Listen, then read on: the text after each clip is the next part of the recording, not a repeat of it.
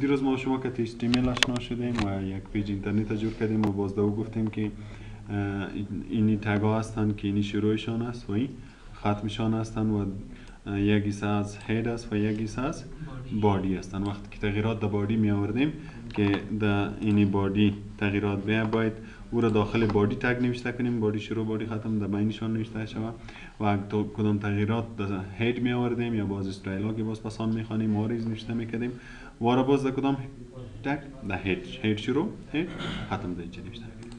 باز دیروز ما شما هیدینگ 1 خواندیم که اگر میخوایم که یک خط استایل هیدینگ 1 بگیره باز کتشان H1 نوشته میکنیم تا کجا استایل هیدینگ 1 بگیره تا هر جایی که باشه باز اینجا این اسلش این تگ کتشان میتیم که تا اونجا اپلای شه.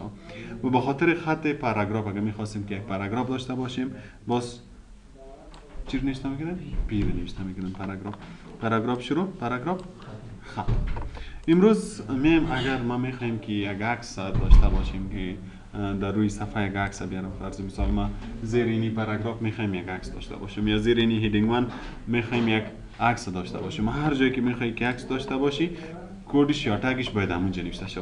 اگر ما مثلا میخوایم که در بین هیدینگ 1 و پاراگراف بیایم که اول هیدینگ 1 باشه باز عکس باشه باز پاراگراف باشه، این تگش اینجا نوشته میکنی. چی رو نوشته میکنی؟ ایمیج سورس نوشته میکنی. IMG ایمیج عکس میگن و سورس ذریعه آوردنه که ما میخوایم یک عکس بیاریم. از کجا عکس میاری؟ مساوی نوشته میکنی. اینجا آدرس عکس نوشته میکنی. عکس که در جای باشه باید آدرس نوشته کنی. مثلا ما یک عکس دارم در کجا؟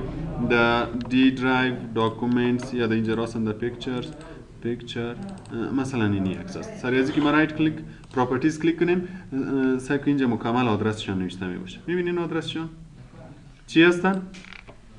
سی درایو، یوزرز فولدر، باز پابلیک فولدر، باز پیکچر فولدر، باز سیمپل پیکچر فولدر. اینی عکس در کجا موجود است؟ این عکس لوکیشنش چی است؟ این در کدام درایو است؟ سی درایو. در سی درایو سعی کنیم اینجا سی درایو. در سی درایو باز کدام فولدر است؟ یوزرز فولدر. اینجا ما شما به نام یوزرز فولدر داریم. باز دایی پابلیک هست، اینجا پابلیک داریم. بعد از این باز پیکچرز هست، اینجا پیکچرز فولدر هم هستن. کدامش هست؟ پیکچرز. تمام پیکچرز بود یا پیکچرز بود؟ پیکچرز. پابلیک پیکچرز با سیمپل پیکچر.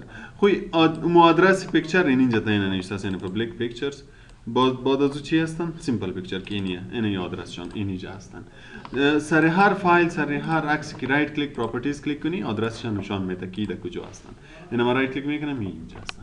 این دو طریقه داره. یک اینی که راست می آدرسش کپی کنیم. این آدرسش کپی کردیم اینجا تیار نوشته کردیم که ایمیج سورس مساوی اینجا این آدرسش پست میکنیم اسلش ایمیج اسلش که اینجا هستن این اسلش هم اینجا میتین. نام عکس چی است؟ نام عکس هم نوشته میکنی. نام عکس اینی را کپی کن. اینا وقت که رینیمش میکنی کپی میکنیم. نامش اصلا کپی میکنیم و اینجا پست میکنیم. و اکستنشنشون هم نوشته میکنی. دات عکس اکستنشنشون چی میباشه؟ JPG میباشه. این JPG را کاتش نوشته کردیم خلاص ختم. این ایمیج تگ باز چی نداره که ما اند کاتش بتیم که این نوشته کنیم، تو ضرورت نیستن. فقط اینی تگ که نوشته کنی یک عکس میاره دیگه، ضرورت نیست که شروع چی داشته باشه. این رو سیو میکنیم، می اینجا این رو ریفرش میکنیم. چک یک عکس نی حتما آدرس اشتباه هستن یا سیو JPEG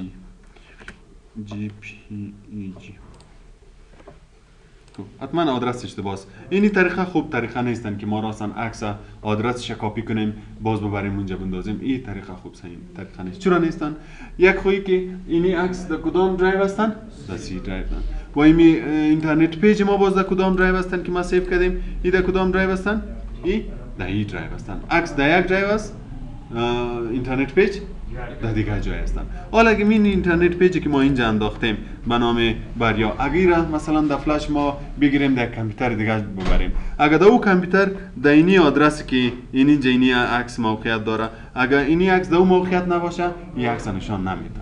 مثلا اینی فایل تو بردی در او کامپیوتر در سی درایو اینی فایل وجود نداره، در اینی لوکیشن این عکس وجود نداره. وقتی که وجود نداشته باشه عکس نشان نمیده. خوب طریقش چی هستن که می عکس‌ها را هم نزدیک می وب پیجت باشه. در جایی که فولدر وبسایت تان است اونجا ما شما یک فولدر داشته باشیم به نام images. یعنی یک فولدر رو جور میکنیم به نام images pictures. اینو تو یک نام برش میدی نه اینجا پیستش میکنیم. حالا نزدیک شد. سعی کاردیشان یک جای هست یا نه؟ وقتی که یک جای باشه این فولدر که میبری خو هر جایی که فولدر رو بردی در هر کامپیوتر عکس و فایل اینترنت پیج یک جای هستن نه. وقتی که یک جای باشه هیچ مشکلی نیست. اگر در فولدر هم نباشه راستن من عکس اینجا بگیرم هم میشه. مثلا این عکس کپی میگیرم راستن اینجا. وقتی که راستن اینجا باشه باز ضرورت هیچ آدرس نیست. وقتی که راستن باشه هیچ می آدرس چه نوشته نمیکنی. یه آدرس شکلش پاک میکنیم. تنها نام عکس نوشته میکنیم. اینه. سیوش میکنیم. حالا رفرش میکنیم. سک عکس اومد اینه. وقتی که عکس و وب پیج در یک آدرس باشه باز هیچ ضرور نیست که ما کل آدرس نوشته کنیم. فقط ایمیج سورس مساوی نام عکس نوشته میکنیم اونمیه.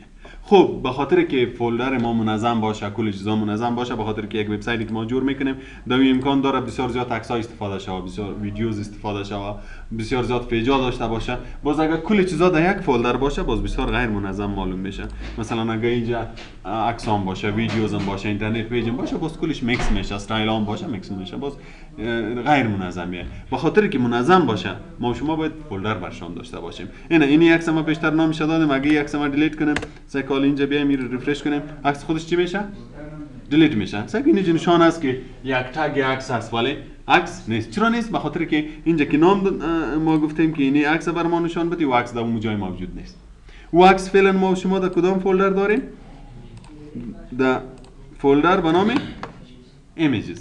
باز میای اینجا کاتش images هم نوشته میگیری در کد images slash نام عکس که در این جایی که اینترنت پیج موجود داره در اونجا یک فولدر به نام images است و باز این عکس هستن.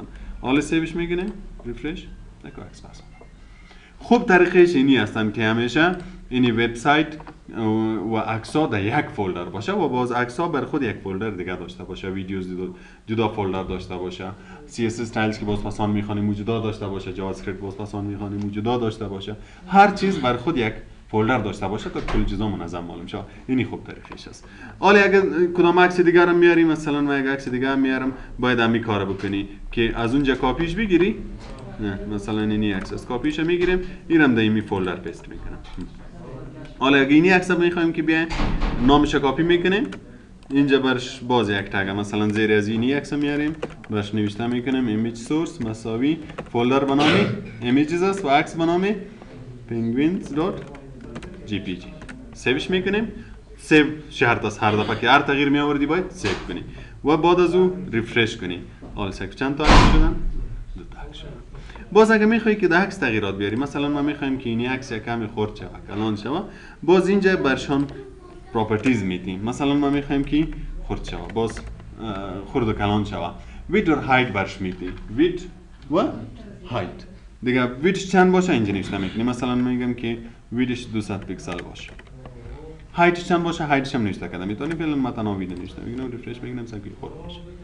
اگر عکس دیگه هستن این رو میخوایم اینم با می اندازه کنم این رو کپی میکنیم در این تگ هم می رو پیست میکنیم سیوش میکنیم سکی هم با اون اندازه میشه. حالا عکس کجا آمد؟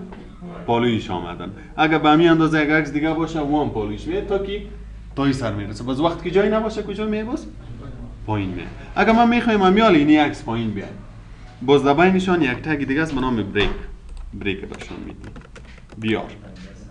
بیار چی مانا؟ بریک. باز وقتی که ما ریفرش کنیم و عکس چی میشه؟ پایین. یا مثلا من یک پاراگراف دیگه دارم مثلا یک پاراگراف کپی پیست میکنیم که دو پاراگراف شد کپی پیست چند پاراگراف شد؟ دو تا پاراگراف در بین خود به اندازه یک اینتر فاصله داره. اگر ما در کد اینجا فاصله شان زیاد کنیم مثلا اینجا فاصله ش زیاد میکنیم ریفرش میکنیم اینجا هیچ تفاوت نمیاد. اونجا هر قدر فاصله بدی اینجا تفاوت نمیاد. اگر میخوای که فاصله داشته باشه باز چی استفاده میکنی؟ بریک به اندازه یک اینتر فاصله میده.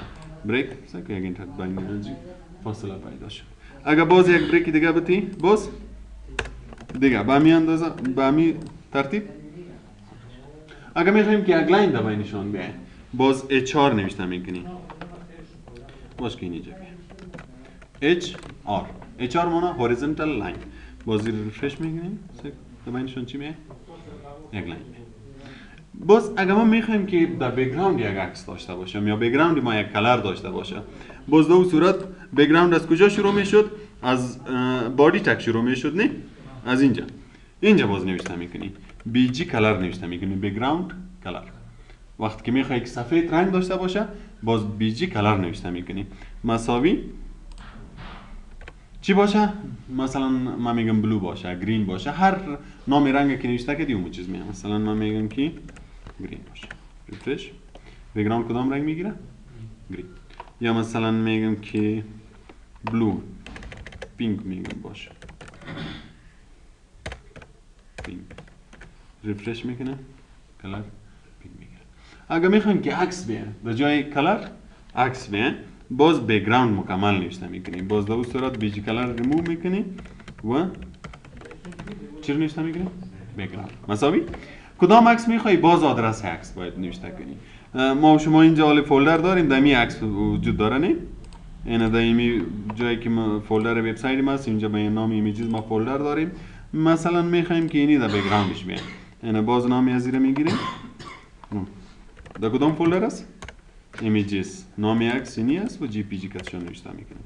سیو کو، آل کی رو ما ریفرش کنم، عکس در کجا میاد؟ در بک‌گراندش میاد. کل عکس در بک‌گراند است.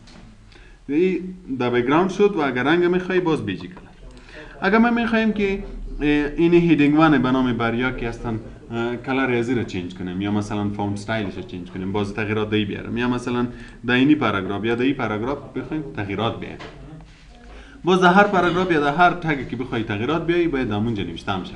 مثلا ما در این تغییرات چی تغییرات می اینجا کاتش نوشته میکنیم. مثلا من میگم که الاینمنت شان سنتر شود ما باین می، باز چی رو نوشته میکنی؟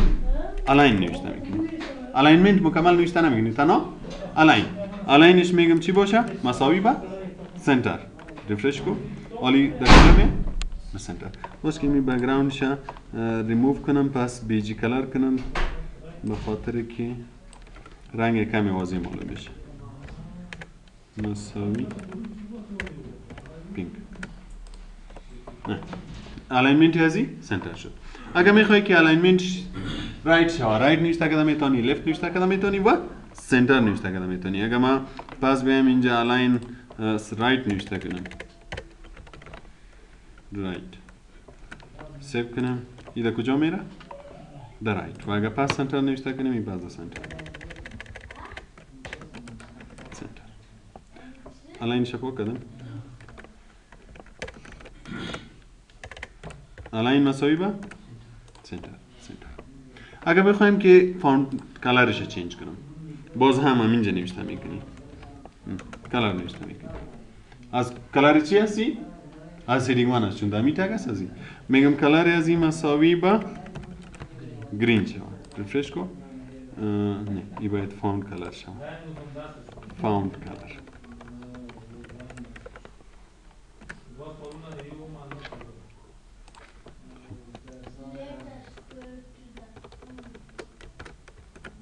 ایره جدا باید در قبض بگیریم. کلر چون گرین شد. چرا کلش گرین شد؟ به خاطر که اینجایی شروع شد، این ختم نیستن، باید ختم داشته باشه. در کجا؟ مثلا میگم که گرین کلر تا اینجا باشه، باز اینجا سلش فونت. ریفرش کو، حالا گرین کلر تا کجا؟ تا اینجا می باشه. اگه میخوای که سایزش چنج کنی، اینجا ما شما فونت کلر نوشته کردیم، نه دوباره با ضرورت نیست که فونت سایز نوشته کنی، تنها سایز نوشته کنی هم کفایت میکنه. مثلا من نوشته میکنم که 40 پیکسل باید سایزشون شه. ریفرش میکنی چند میشه؟ 40 میشه.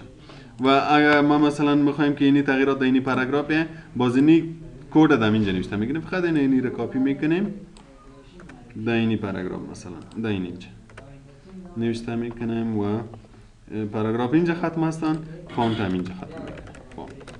حالا اگه این رو ما ریفرش کنیم، سکوی خط هم با مو اندازه میشه. اگه کم میکنیم باز کم میشه، میگم 20 پیکسل شد.